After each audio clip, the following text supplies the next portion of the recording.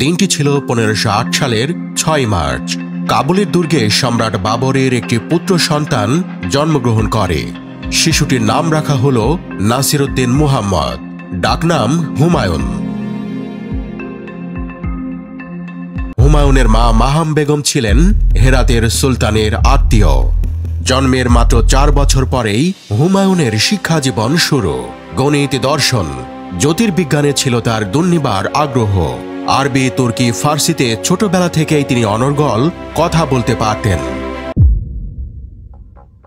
বাবর হিন্দুস্তানের উত্তরাংশ বিজয় করে নিলে তিনি হিন্দি ভাষার সাথে পরিচিত হন এবং ভাষাটি আয়ত্ত করে নেন।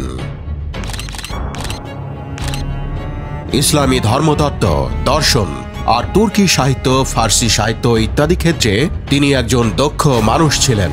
একজন বিদ্যানুরাগী আর চিন্তাশীল মানুষ হিসেবে বালক বয়স থেকেই তিনি বেশ বিখ্যাত ছিলেন। তবে তিনি কিছুটা অগোছালো প্রকৃতির মানুষ ছিলেন, আর রাজপুত্র হিসেবে তার সামরিক শিক্ষার কথা আলাদা করে উল্লেখ করাটা বাহুল্য। হুমায়ুন তার পিতার অধীনেই নিজের জীবনের প্রথম কর্মজীবন শুরু করেছিলেন।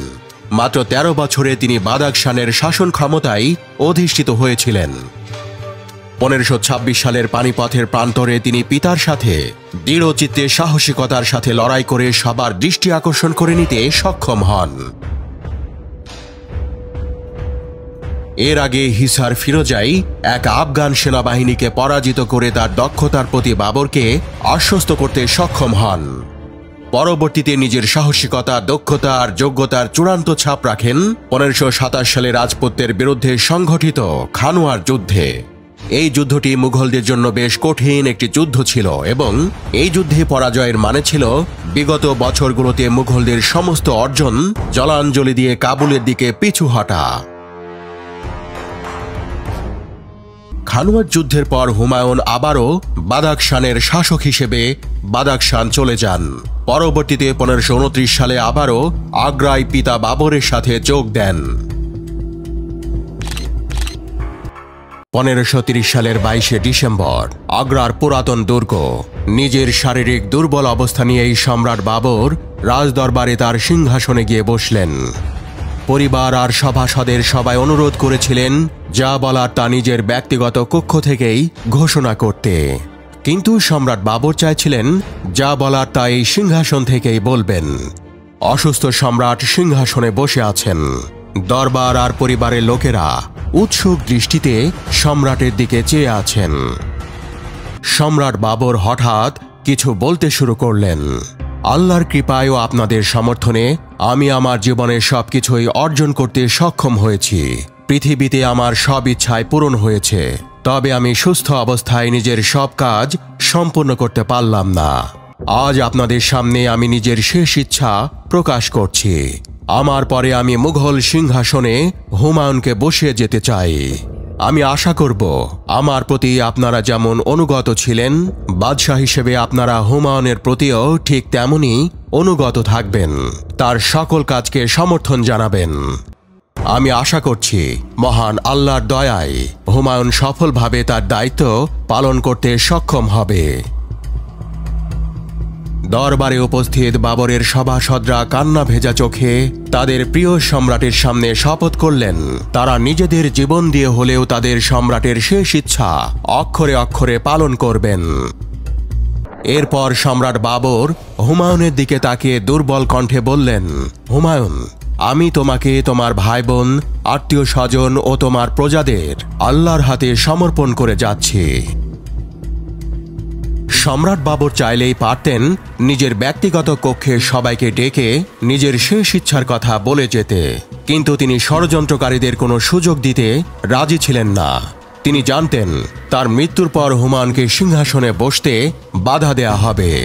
তাই জীবিত থাকতেই সবার সামনে আনুষ্ঠানিকভাবে তিনি হুমায়ুনকে সিংহাসনের বৈধ দাবিদার স্বীকৃতি দিয়ে দিলেন। 1530 সালের 26 ডিসেম্বর আগ্রার পুরাতন দুর্গ হুমায়ুনকে মুঘল সাম্রাজ্যের পরবর্তী সম্রাট ঘোষণা দেওয়ার 3 দিন পরে হিন্দুস্তান ও মহান মুঘল সাম্রাজ্যের প্রথম সম্রাট জহিরুদ্দিন বাবর এই নশ্বর পৃথিবীকে বিদায় জানিয়ে মহান আল্লাহর কাছে চলে গেলেন।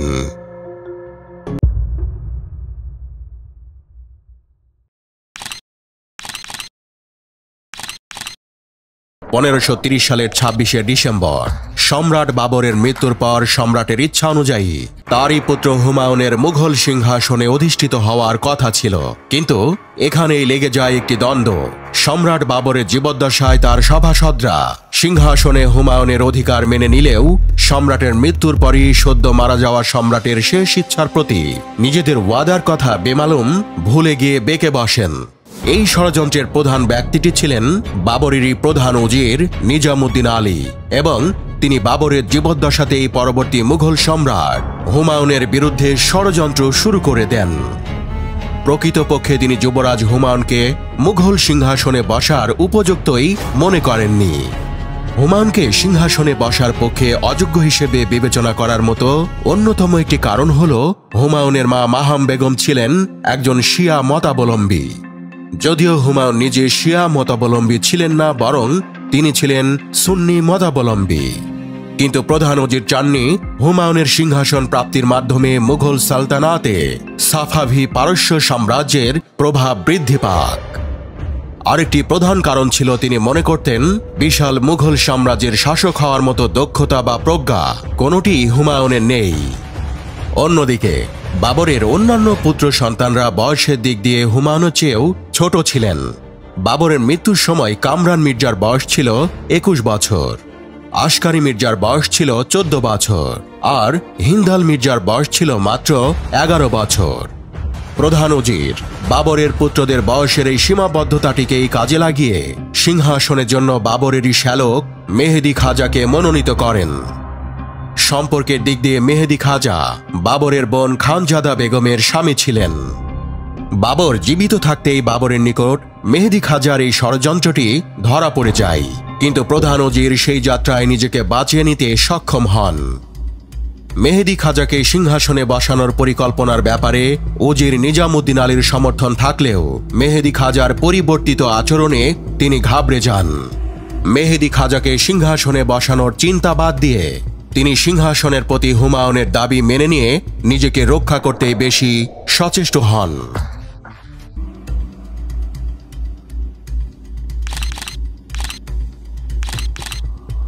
কিন্তু বাবরের মৃত্যুর পর হুমায়ুনের সিংহাসন আরোহণের শেষ মুহূর্ত পর্যন্ত প্রধান উজির সহ অন্যান্য সভাসদরা দ্বিধাগ্রস্ত ছিলেন।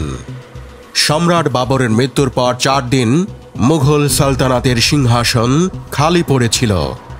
এই 4 দিন মুঘল সালতানাত ছিল অভিভাবকহীন, কিন্তু শেষ পর্যন্ত কোনো বিকল্প খুঁজে না পেয়ে তারা অবশেষে দ্বিতীয় মুঘল সম্রাট হিসেবে হুমায়ুনের বশ্যতা স্বীকার করে নেয়। 1530 সালের 30শে ডিসেম্বর নাসিরউদ্দিন মোহাম্মদ হুমায়ুন মুঘল সাম্রাজ্যের দ্বিতীয় সম্রাট হিসেবে সিংহাসনে আরোহণ করেন। 1530 সালের 30শে ডিসেম্বর যখন সম্রাট হুমায়ুন মুঘল সাম্রাজ্যের সিংহাসনে বসেন, তখন তিনি উত্তরাধিকার সূত্রে বিশাল এক ভূখণ্ডের শাসনভার নিজের হাতে পেয়েছিলেন। মধ্য এশিয়ার বল্ক, বাদাখশান, কান্দুজ, হিন্দুস্তানের পাঞ্জাব, মুলতান, বিহার, গোয়ালিয়র, ধোলপুর, চান্দেরি, বায়ানা আর বর্তমান ভারতের উত্তরপ্রদেশ উল্লেখযোগ্য। সেই হিসেবে বলা যায় তিনি বিশাল বিস্তীর্ণ এক ভূখণ্ড পেয়েছিলেন, কিন্তু এর সবই ছিল অগোছালো। বিজয়ের পর মুঘল সাম্রাজ্য গুছিয়ে নেওয়ার মতো প্রয়োজনীয় সময়টুকু সম্রাট বাবর পাননি, যার ফলে চারদিকে বিশৃঙ্খলা বিরাজ করছিল। সাম্রাজ্যের এমন অগোছালো পরিস্থিতিতে বিভিন্ন জায়গা থেকেই বিদ্রোহের খবর আসছিল। মুঘল সাম্রাজ্যের নতুন সম্রাট হুমায়ুনের জন্য একটি চ্যালেঞ্জ ছিল এসব বিদ্রোহ দমন করে পুরো সাম্রাজ্যকে নিজের অধীনে নিয়ে আসা। কিন্তু চারদিকের এই বিশৃঙ্খলার সুযোগ নিতে কিন্তু হুমায়ুনেরই নিকট আত্মীয়রা ভুল করল না। সিংহাসনে বসার আগেই যেমন তিনি ষড়যন্ত্রের সম্মুখীন হয়েছিলেন, ঠিক তেমনি সিংহাসনে বসার পরেও তাকে আত্মীয়দের ষড়যন্ত্র মোকাবেলা করতে হচ্ছিল।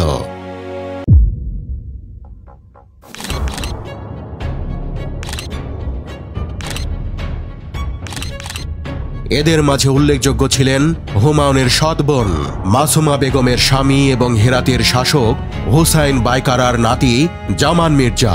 তিনি রাজকীয় মুঘল সেনাবাহিনীর একজন দক্ষ জেনারেল ছিলেন, কিন্তু নিজের উচ্চাকাঙ্ক্ষাকে বিসর্জন দিতে পারেননি।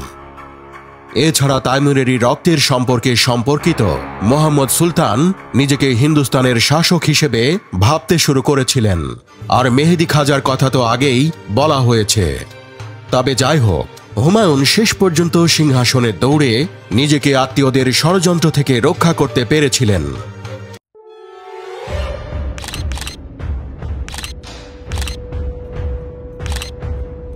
সম্রাট বাবর মৃত্যুর পূর্বে তার প্রতিষ্ঠিত সাম্রাজ্যের প্রধানের পদটি হুমায়ুনকে অলঙ্কৃত করতে দিলেও তার অন্য পুত্রদের তিনি হতাশ করেননি।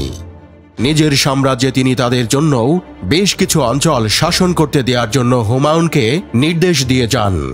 বাবরের ইচ্ছা অনুযায়ী সম্রাট হুমায়ুন কামরান, আশকারি আর হিন্দালের মাঝে মুঘল সাম্রাজ্যের ভূমিগুলো বন্টন করে দেন। এই বন্টন প্রক্রিয়াতে কামরান মির্জা কাবুল, কান্দাহার আর পশ্চিম পাঞ্জাবের স্বাধীন শাসক হিসেবে আবির্ভূত হয়েছিলেন। তিনি নিজ নামে মুদ্রা প্রচলনের অধিকার পর্যন্ত পান। এছাড়া আশকারি মির্জা পান সম্ভলের শাসনভার, আর বাবরের কনিষ্ঠ পুত্র হিন্দাল মির্জা পান আলোয়ারের শাসনভার। সম্রাট বাবরের ইচ্ছা অনুযায়ী এই কাজটি হলেও পরবর্তীতে তা হুমায়ুনের জন্য বেশ বিপদ ডেকে এনেছিল।